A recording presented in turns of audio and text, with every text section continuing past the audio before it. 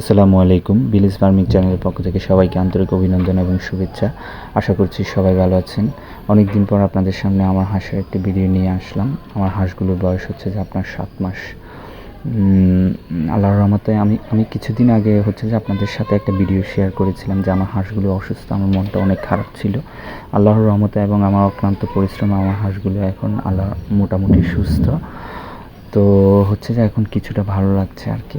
আর এদেরকে খাদ্য হিসেবে আমি দিচ্ছি হচ্ছে যে আপনার গুঁড়ার সাথে ভুসি, আর কিছুটা জিঙ্ক দিচ্ছি, আর সেই সাথে ধান। তো হচ্ছে যে আপনার এই বর্ষার সময় আমাদের হাঁস নিয়ে হচ্ছে যে খুবই সতর্ক থাকতে হয়।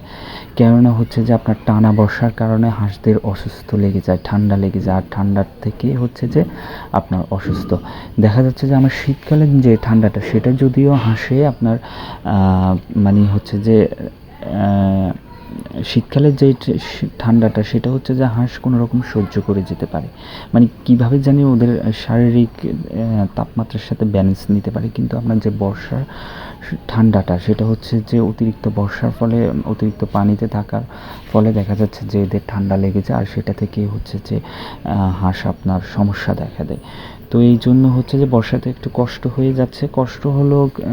তো কী করার, কিছুই করার নেই। তারপরেও এদেরকে সঠিকভাবে আপনার হচ্ছে যে রাখতে হবে, দেখা যাচ্ছে সঠিকভাবে খাবার দিতে হবে। যদিও সব কিছুই একটু ঝামেলা বা কষ্টের, তারপরেও কষ্ট না করে তো উপায় নেই। তো এই হচ্ছে অবস্থা। আপনারা আমার হাঁসগুলোর জন্য দোয়া করবেন। কিছুদিন আগে আমার হাঁসগুলো যেমন অসুস্থ হয়েছিল, তেমনি আমার যে মুরগির প্রজেক্ট ছিল সেটাও কিন্তু অসুস্থ হয়।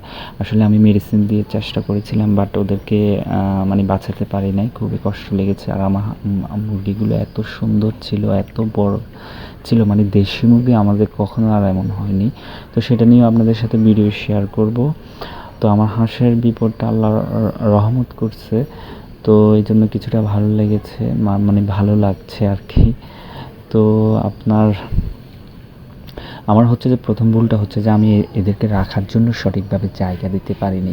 মানে আমি শখের বশে এদেরকে পালছি, তো সেজন্য হচ্ছে যে দেখা যাচ্ছে আমি জায়গা দিতে পারিনি। তো এই জন্য আমার হচ্ছে যে একটু সমস্যা হয়ে গেছে। তো সেই সমস্যাটাও হচ্ছে যে আমি কিছুটা কভার করেছি বলতে আপনার একটা ঘরের ব্যবস্থা করেছি। তো সেটার কাজ মোটামুটি শেষ হলে, এখনও পুরোপুরি শেষ হয়নি, শেষ হলে আপনাদের সাথে অবশ্যই শেয়ার করব। আর আমি এদেরকে মেডিসিন হিসেবে আপনার কিছুটা অ্যান্টিবায়োটিক দিয়েছি, আর কিছু এমনি নর্মাল ওষুধ দিয়েছিলাম। তো এই হলো অবস্থা। তো আপনাদের সাথে সবসময় আমার ভিডিও থাকবে।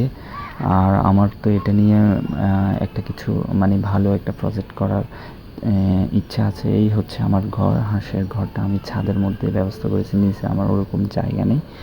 তো সবাই হচ্ছে যে আমার হাঁসগুলোর জন্য অবশ্যই দোয়া করবেন, আমার জন্য দোয়া করবেন। তো চ্যানেলটা কষ্ট করে একটু সাবস্ক্রাইব করে দিবেন।